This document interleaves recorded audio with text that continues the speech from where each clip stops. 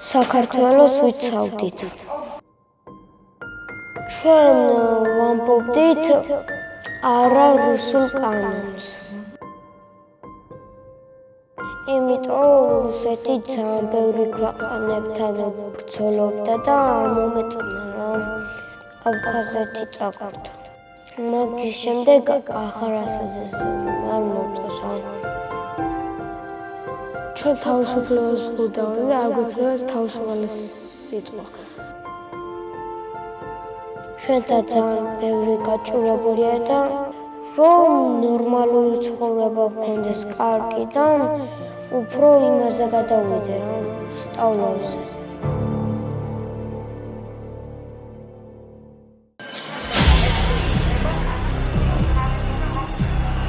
რუსული კანონის წინააღმდეგ აქციაში მონაწილეობა აფხაზეთიდან დევნილ მალხაზ ლაკერბაიას და მის ოჯახს არ აპატიეს და მისი 4 შვილი შიმშილისთვის გაწირეს.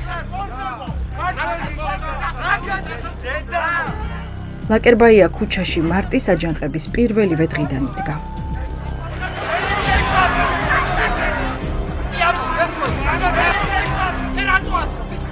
ჩემ შვილებთან ერთად მივდიოდი ჩვეულებრივად და ვაპროტესტებდი რუსულ კანონს, რომელიც ჩემთვის მეუღებელია და ვერ დავთმობ მე არც ერთ ფასად და ვერ არაფრის ფასად ჩვენს თავისუფლებას და ვერც ქვეყნის მომავალს რა. ხედავთ რომ ქვეყანა გვეკარგება და ჩვენს უბრალოდ 4 შვილი მყავს რა. არ მსურს უბრალოდ რომ რუსეთის გუბერნია გახდეს საქართველო რა. მინდა რომ ჩემ შვილებს ჰქონდეს ნორმალური მომავალი. სოციალურად დაუცველმა ოჯახმა და 4 შვილის მამამ უკეთესი ცხოვრების ნაცვლად სახელმწიფოს მხრიდან მისი შვილებისთვის გამოტანილი შიმშილობის განაჩენი მიიღო.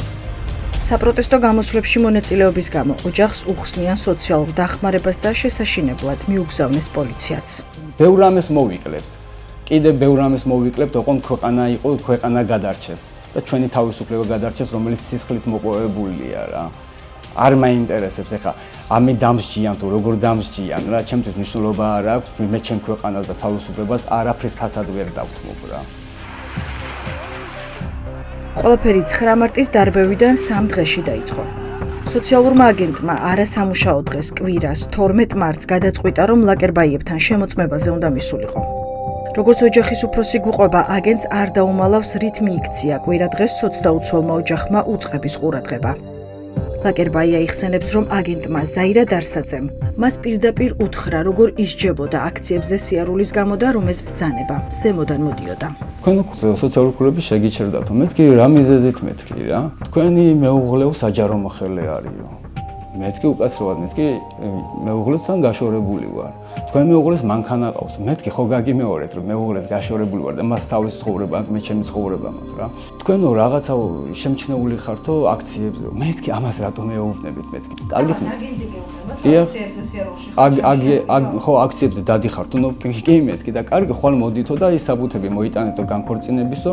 ფორმალობისთვის მოთხოვნილი დოკუმენტები მალხაზ ლაკერბაიამ სოციალურ სამსახურში მეორე დღესვე 13 მარტს მიიტანა. თუმცა იქ პირდაპირ უთხრეს, რომ მათ მიერვე მოთხოვნილი საბუთები სინამდვილეში არ სჭირდებოდა და 350 ლარის ოდენობის სოციალური დახმარება უკვე შეუწყვიტეს. აქციებზე რა მიზნით დადიხართო რა? რო დავიცვა ჩემი ქვეყნის თავისუფლება, ჩემი შვილების მომავალი, თქვენი შვილებისთვის დავდივარ მეთქი რა. მე გამოვიარე მეთქი აფხაზეთი 29 დეკემბერს მეთქი ენგური გადმოვცურე მეთქი რა. ჩემ დებთან ერთად და მშობლებთან ერთად მეთქი და მე ჩემმა შვილებმა იგივე არ მინდა რომ ნახონ და იგივე რომ განიცადონ მეთქი. თითქოს და ისე მეყურებდნენ, მე ვიყო პრორუსი და ვიყო ის ქვეყნის მოღალატე და ესენი იყვნენ პატრიოტები. სოციალური სამსახურის სამგორის განყოფილებაში იმის გასარკვევად მივდივართ, რატომ მიაკითხეს აქციის მონაწილეს დახმარების შეწყვეტის მუქარით საცხოვრებელ ბინაში. აქციებიდან რამდენიმე დღეში. პრობლემა რა არის თქო, მაგას გეკითხები? არ არის სწორი გაიგე. 2014-დან ახლა გაიგეთ, რომ ის ბავშვი 2020-ში დაიბადა? მე ეხლა ვიყო, ქალბატონი ზაირა ეხლა იყო. ანუ ამდენი წელი არ მისულ ხართ ამ ოჯახში? სხვა რაიონში იყო. სხვა რაიონში. არა, ცხოვრობენ 2017-დან. არ ვიცით, ქალბატონი. ტყებაში უარყოფენ ბენეფიციარების პოლიტიკური აქტივობების გამო დასჯის ფაქტს. თუმცა ვერც იმას გვეუბნებიან, რატომ გახდა ლაკერბაიების ოჯახის გადამოწმება საჭირო მაინც და მაინც ახლა. მოწმდება ოჯახები, მორიგი გადამოწმება არ და მივედი იმიტომ, მე ჩემინებით კი არ მივსულა. რამდენი ხანია რაც ეს ოჯახი არ შემოწმებულა? 2020 წლის შემდეგ არ შემოწმებულა. სოციალური აგენტი ზაირა დარსაძე თავად გვეუბნება, რომ ლაკერბაიების ოჯახმა ბოლოს შემოწმება 2020 წელს გაიარა. დადგენილი წესის თანახმად ხელახალი კონტროლი სოციალურად დაუცველ ოჯახს მხოლოდ 4 წლის გასვლის შემდეგ, ანუ 2024 წელს უწევდა. ესე კარდა იწყებს იმ ადამიანების დევნა, ვინც აქციებში მონაწილეობდა. რაიმე გაურკვევლად ხო არ მითქვია? არა, მე ფაქტები მაქვს და მაგით მეკითხები. არა, ვერ გექნებათ ასეთი ფაქტები ბუნებაში არ არსებობს. სოციალური დახმარების შეწყვეტის მუქარით რეპრესიები ლაკერბაიების ოჯახზე ამით არ დასრულებულა. სოციალური აგენტის ვიზიტიდან ზუსტად 2 საათში ნადირაძის 21-ში შინაგან საქმეთა სამინისტროს წარმომადგენლებიც მივიდნენ. ფორმიანებმა აქციების მონაწილეს უთხრეს, რომ სახლში უნდა იჯდეს. თუ აქციებზე ისევ ნახავენ, მის წინააღმდეგ სისხლის სამართლებრივი დევნა დაიწყება. ჭკუით იყავი რა და სახში იჯექი. მეთქი ჭკუი რატო უნდა ვიყო და სახში რო ვზივარ, ახლა სახში ვარ მეთქი და რატო მეუბნებით მაგას მეთქი რა. ნუ ეს შენთვის აჯობებს რა, იმიტომ რომ შენთვისაც მოვფიქრებთ რამ მუხლით ავღზრათ საქმე. მეთქი რითაც გინდა დაღზერდ, მე არაფერს არ ვაშავ, ვისწავ ჩემ ქვეყანას და ჩემი შვილების მომავალს. შავი ჟილეტები შინაგან საქმეთა სამინისტროს. სამგორის პოლიციის განყოფილებაში ბუნებრივია არავინ გვიდასტურებს, რომ მათი თანამშრომლები აქციის მონაწილეების შესაშინებლად კარდაკარ დადიან. თუმცა, კითხვას ხომ არ ექნება ფორმიანი პოლიციელების ლაკერბაიებთან მისვლა კორპუსის სათვალთვალო კამერებს გადაღებული განყოფილების უფროსის მოადგილე გაურბის. როგორ არის შეუძლებელი კამერაში ჩანს თქვენი ორი თანამშრომელი რომ მიდის? ფიზიკურად ვერი ასე. რატომ გააქრეთ უკვე? თქვენ ამოიღეთ უკვე კორპუსიდან? შოთა ნადირაძის 21-ში ლაკერბაიების საცხოვრებელ მისამართზე არაერთი ვიდეო სათვალთვალო კამერაა დამონტაჟებული. დავინტერესდით ამ კამერების ჩანაწერების ბედით. თუმცა კომპანია დირში ინფორმაციის გაცემას თავს არ იდებენ. პოლიცია იყო მოსული კამერებიდან რამის ამოსაღებად? მე არ მაქვს არანაირი ინფორმაცია, რა გითხრათ, გაყიდვების მენეჯერი ვარ. შეგიძლიათ დარეკოთ და მოგწეროთ. რაღაცა მგონია რომ თავს არ იდებთ უბრალოდ პასუხს. მე არ ვიცი თქვენ რა გაინტერესებთ, მაგრამ გაყიდვების მენეჯერი ვარ. რაზე გავიგე, მაგრამ თქვენ ხო არ ხართ მარტო ოფისში? ხო და არ არის ვინც არის პასუხისმგებელი და გაგცემთ მაგას. ერთი პასუხისმგებელი არა, დირსის უცნაური პოზიციის საპირისპიროდ ლაკერბაიების კორპუსის სპეცთანამშრომელი, რომელიც ყველა შემსვლელს და გამოსვლას აკონტროლებს, გვიდასტურებს, რომ პოლიციელები ამ მისამართზე მიმდინარე კვირაში ნამდვილად და თან არაერთხელ იყვნენ. ინფორმაციას აღარ იძლევიან ეს. დირსი? ხო, ის პოლიცია თუ არ მიუყვანა და ისა. პოლიციის გარეშე ანუ ჩანაწერებს არ იძლევიან. 6 პოლიციელი დავინახე დაიარეს, ჩემს არაფერი არ უთხრა.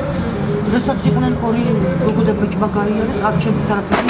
პოლიციელები ისა? კი, პოლიცია ეწერა უკრიდან. პოლიციელები და სოციალური აგენტები მარიამ კანდელაკთან არ მისულან. ის თბილისის მერიის თანამშრომელია. რუსული კანონის წინააღმდეგ და საქართველოს ევროპული კურსის მხარდამჭერ აქციაზე ისიც ყოფილი ქმრის და შვილების მსგავსად იდგა. მერიის მომსახურების ოპერატორი ამის შემდეგ სამსახურში უკვე თითით საჩვენებელი გახდა, როგორც აქციებზე მოსიარულე. ვართ ნაციონალები, რა თქმა უნდა, რომ ვართ ქვეყნის მოღალატეები, რომ არ გვესმის, რომ ჩვენთვის იყო ეს ყველაფერი გაკეთებული და რომ რუსეთთან ამ კანონს არანაირი შეხება არ აქვს და ასე შემდეგ. თუ ზეწოლა არ იქნება, ჩემი უშუალო ხელმძღვანელობისგან არ მეშინია, რომ რამე მოხდება, იმიტომ რომ კარგი ხელმძღვანელობა მყავდა. ზეწოლის მოლოდინში ვარ. ზემოდან. დიახ. მხოლოდ ეს ერთი ისტორია ადასტურებს ძალაუფლების შესანარჩუნებლად რა მასშტაბის რეპრესიებს უწყობს ხელისუფლება მისივე მოქალაქეებს. მზად არის 4 არასრულწლოვანი შიმშილისთვის გაწიროს თუ მათ მამას აქციაზე ნახავენ. ძალიან უსამართლობაა და დიდი მადლობა მინდა უთხრა ქართულ ოცნებას, რომელიც თქვენთან ერთად 7 წელი გავატარე ქართული ოცნების სოოლაკის ზონის უფროსი ვიყავი და გვერდში რო გედექით, ამაზე კიდე მადლობა მინდა გითხრათ, რომ წყლის ჭავლით რო ჩამომრეცხეთ ეს ჭუჭყი.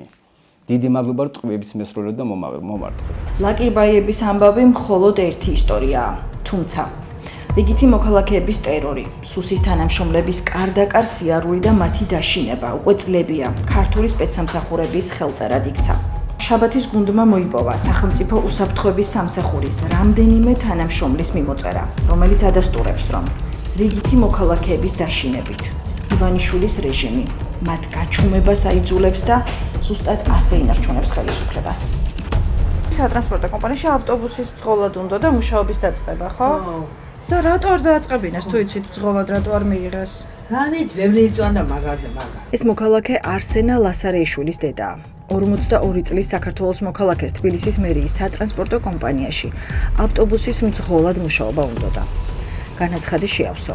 ყველა კრიტერიუმს აკმაყოფილებდა, თუმცა უარი უთხრეს. რა უპასუხეს მერიიდან გახსოვთ? არაფერი. არ გამოეხმაურნენ. არ გამოეხმაურნენ სათოდამდე. ახლა ლასარეიშვილის ოჯახი პირველად გაიგებს მიზეზს, რის გამო იხურება დასაქმების მსურველი ავტობუსის მძღოლისთვის ყველა კარი. ლასარეიშვილის მონაცემები სუსის თანამშრომლების მიმოწერაში აღმოვაჩინეთ. ირკვევა, რომ მერიამ მოწონებული კადრის დასასაქმებლად ნებართვას სუსს თხოვა. სუსმა კი ის დაბლოკა. მხოლოდ იმის გამო, რომ მძღოლობის მსურველი ნაციონალური მოძრაობის ზონის უფროსთან გიორგი ვაჟბედაშვილთან მეგობრობდა. რატომ უნდა გადაწყვეტოს? სუსს იგი არა უცლება? თუ რა ჯანდაბა? იგივეა ხო? ხო, იგივეა ხო. მაგერი კაცო? რომელი გაგვახარა ერთი მაგება, რომელი? რა ვქონათ ახლა? კარგად იყო ჩემი შვილები და ყველა შვილები. არსენა ლასარეიშვილმა საბოლოოდ ქვეყანა დატოვა და ახლა ამერიკაში ემიგრანტია. სახელმწიფო უსაფრთხოების სამსახურის თანამშრომლების 2020 და 21 წლების ასობით მიმოწერა ხელში ჩვენს გუნდს ჩაუვარდა. აქ არის პირდაპირი მტკიცებულებები რეჟიმის მიერ ხალხისთვის მოწყობილ რეპრესიებზე. ყათუნა რუხაიას მუშაობის დაწყება თბილისის სატრანსპორტო კომპანიაში კონტროლიორად უნდოდა, თუმცა მერიას მის დასაქმებაზე უარი სუსმა უთხრა. ჩვენს მიერ მოპოვებული ჩანაწერებით დგინდება, რომ ქალი შავსიაში ოპოზიციის მხარდაჭერის გამო ჩასვეს. ყათუნა ზოგადად არის? არ არის აქ. დიდი ხანია? კი, საკმაოდ. სადღაც მუშაობის დაწყებას ცდილობდა და ვერ დაიწყო, ხო? გახსოვთ ეგ ამბავი, იცით? კი, დიდი ალბათობით, იმიტომ რომ სამუშაოდ წავიდა თხოვეთში და ხო, ანუ აქ ვერ იშოვა სამსახური. ქალი იძულებული გახადეს ქვეყნიდან წასულიყო და ემიგრანტების ჯარს შეერთებოდა. სუსის თანამშრომლების მიმოწერაში არის ასობით შემთხვევა, როგორ ბლოკავენ საჯარო სამსახურში დასაქმების მსურველებს მხოლოდ იმის გამო, რომ მათი ნათესავი ან მეგობარი ოპოზიციის მხარდამჭერია.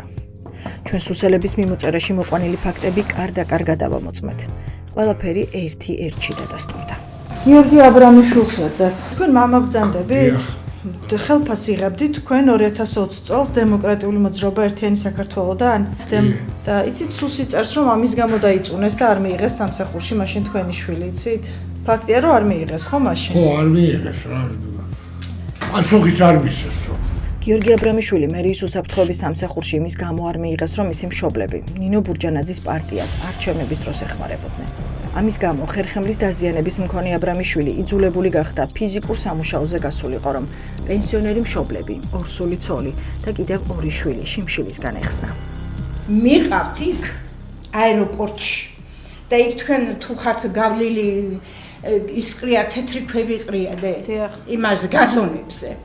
აი იმ თეთრი ქვებიდან აი ოდნავ მოწვერილი რომ აქვს ბალახს თავი, იმას ათხრებინებენ. თქვენ წარმოიდგინეთ, ჯერ ამდენი გამონაბოლქვი ორხრივ მოძრაობა იქიდან აქედან ამდენი მანქანები, ამდენი გამონაბოლქვი შესუნთქვა და პლუს მაგას დილიდან საღამომდე 5 საათამდე წახრილები და აი თითების შვილო აი შეგეცოდება დახეთკილი აქვს. ივანიშვილის რეჟიმი ძალაუფლებას სწორედ ასეთი ადამიანების რეკეტით ინარჩუნებს. დევნის, ავიწროებს და შიმშილისთვის იმეტებს ხალხს, ვინც შესაძლოა მათსავით არ ფიქრობდეს. საყოველთაო რეკეტი ამ ქვეყანაში თითქმის ყველა ოჯახამდე მივიდა. გირჩის წევრების ფოტოების მოწონების გამო სამსახურში პრობლემები შეუქმნეს ერეკლე იორდანიშვილს. სუსის თანამშრომლების მიმოწერაში პირდაპირ წერია, რომ იორდანიშვილი ოპოზიციის გვერდების ეგრეთ წოდებული დალაიქების გამო არასანდო კაცია. გირჩის მოწონება Facebook-ზე დააისახნაო? და მაგას იწიებენ? ეს ერეკლე იორდანიშვილის მამაა. მის კანდიდატურას სუსი ცესკოში დასანიშნად არჩევდა. მე რაც დავალაიქებდა, როგორ დავალაიქებ, ამას უკიდას დებს? ფაქტია, ხო. მოდიში და პაშლიანი გჩორტო რა. ვინაც დავალაიქებს, ვისი რა ისახა. ვის რა ესაქმება. აბსურდის ქვეყანა არის თუ არა? მითხარ, ემებას ხოხარ ჟურნალისტი. არის თუ არა აბსურდის ქვეყანა? სამწუხაროდ. სახელმწიფო უსაფრთხოების სამსახური იძიებს, იკვლევს და ოპერატიულ ცნობად აქცევს იმ ადამიანების ცხოვრებასაც კი, რომლებიც საჯარო მოხელეები არ არიან. მაგრამ თუნდაც კონტრაქტის გაფორმებას აპირებენ ამა თუ იმ სამთავრობო უწყებასთან. ასე მოხდა სუსის კრებსებში სურსათის ეროვნული სააგენტოს კონტრაქტორი ლევან ზაზაძე. იმის გამო რომ სოციალურ ქსელში რაღაცა შეიძლება ვაკომენტარებ და ვიღაცას არ მოწონს, შეიძლება ოპოზიციურად განწყობილი იყო ან პირიქით პოზიციურად განწყობილი იყო, ეს სულაც არ ნიშნავს ვინმეს მხარდაჭერი ვარ და რომელიმე პოლიტიკის აქტივისტი. ქვეყნის მოქალაქე ვარ და ჩემი აზრს დაფიქსირებულ ნებისმიერ დროს შემიძლია. შეიძლება იყოს პოზიციურად განწყობილი ჩემი აზრით, შეიძლება იყოს ოპოზიციურად განწყობილი. ამიტომ მე ვერ ხვდები რომ ჯერატო უნდა იქნებოდა ვიღაც პირადში ვიღაც ტიპი და იქიდან გადაწყვიტოს რომ ვინმე სამსახურში ამის გამო ამიყვანოს ან არ ამიყვანოს. მაგრამ მეც ეხლა ვერ წარმოვიდგენდი რომ ეს საუბარი შედგებოდა საერთოდ სუსის სულახალ ფაილებში კიდევ ბევრ წარმოუდგენელ ამბავს ვკითხულობთ.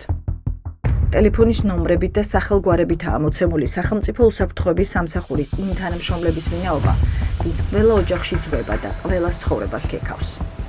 შეიძლება სტალინი დიქტატორი იყო, ახლა იმას მეთქვა ატატურკი, რაღაცა ესაკია. ყველა დასაკვეთები მომოთ, უფრო ყველა ზუახენი, ფედერაცია დაუხტავს საკითხავს. რაშუაში თავალია თავის საქმეს ყოლე. და რომელი პარტიისია, აშეხებრო ან ანუსრობა. თავის საქმეს შეაფლოფინას რა. იავთარაშვილის ოჯახში არ ესმით, რა კავშირია სამსახურის დაწყებასა და ელენე ხოშტარიას გვერდის მოწონებას შორის. თუმცა ფაქტია, რომ განათლების სამინისტროშიც კადრების შერჩევა სუსის მითითებით ხდებოდა. იავთარაშვილი იმის გამო დაიწუნეს, რომ ელენე ხოშტარიას გვერდი ჰქონდა მოწონებული. 2020-ში იყავით წევრობის დასანიშნი კანდიდატი, ამ ინფორმაციას ვამოწმებ. 2020 წლის დეკემბერში იყო კონკურსი. კონკურსში მე ვიღე მონაწილეობა. შეიძლება ვერსიას კონკურსანტებზე რაიმე ტიპის ინფორმაციას აგროვებდნენ. ვინც დაინიშნა სუსი მათგან ეგრეთ წოდებულ მაყარიჩს, ანუ პატივისცემას ითხოვს.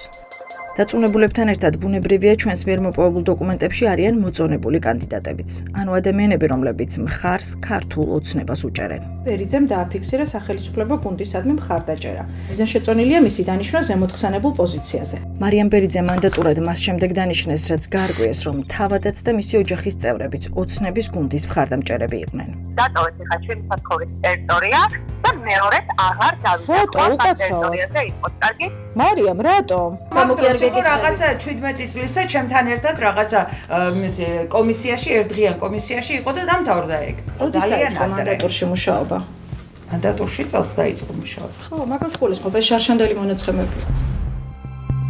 დავით გულდედა, ვანი მარტყოფლიშვილი, ჯულიეტა სიდომეტოვი, ვაჟა მღვდელაძე, ლაშა ლეონიძე, ზაზა თაგაური, ავთანდილ ჯორჯიკია და სხვა ასობით საქართველოს მოქალაქე სუსის ფილტრს გადის. ზოგს უმართლებს, ზოგს არა. ყველაფერი მაინც მათ პოლიტიკურ გემოვნებაზეა დამოკიდებული. ნინა შუბითიძე იქ ცხოვრობს თუ იცით? აღარ. მანდატური სამსახურში მუშაობს თუ იცით? კი, დაიწყო მუშაობა. ათობით პირთან მივედით. ყველა მისამართზე თავად სუსმა მიგვიყვანა. ირაკლის მერიაში უნდა დაიწყო მუშაობა და დაიწყო? გომელაურ ლილუაშვილის შესახებად უნდა ითქვას, რომ ყველა ინფორმაცია, რომელიც ოპერატიულ ცნობებად აქციეს, ნამდვილი აღმოჩნდა. ანუ წიაღის ეროვნულ სააგენტოში არ დაუწყია მუშაობა. IT-ა ხო ბექა? კი, აი. ვინც დაიწუნეს, ისევ უმუშევარია. ვინც მოიწონეს, მუშაობს და ალბათ ხვდებით, რომ ამის გამო ხელისუფლებასთან მუდმივ ვალშია. სუსი კი აგრძელებს დასაქმების ბიუროს ფუნქციით მუშაობას და ადამიანების ბედით თამაშს. იმ ადამიანების, რომლებიც მათი ვერდიქტის გამო ხშირ შემთხვევაში ოჯახებს და ქვეყანას ტოვებენ.